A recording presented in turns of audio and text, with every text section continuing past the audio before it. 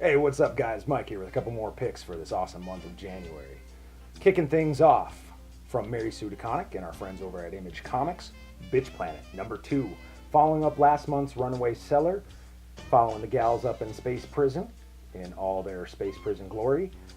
If you haven't seen Women's Penitentiary, I suggest you throw that on, find an old VHS copy, read this while you're watching that, and that about sums it all up.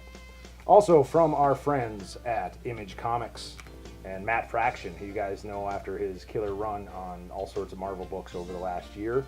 This is Casanova Acedia, issue 1. Another space adventure, kind of leaning more on the pirate theme this time. And just like the book says, it's the Metanauts, Kauai 5-0. And that's Michael Chabon, Gabriel Ba. It's a pretty fascinating book from what I've been able to read so far. I'm definitely interested in seeing what they're going to do with it. As with all #1s, it may take off or it may only be around for a month or two, so pick it up while you can.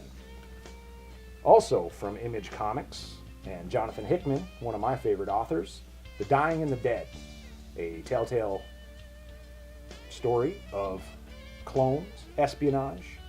We've got murder, mayhem, everything that you expect in comic books these days.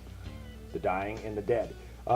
Real quick, I'll just point out this one is cool. It covers a span of about 30-40 years, has different art styles to it, a little bit of different hints to the different story. Definitely looking forward to issue #2. Lastly this week, from Boombox and Boom Studios, Munchkin. And you might be scrunching your head a little bit, because why? Why would I be picking Munchkin? If you guys have not played this card game, which you could probably find at a local retailer somewhere in your neighborhood, I highly suggest that you play it. It's fun for the whole family, all ages, and now they've transferred that goofy humor into a comic book.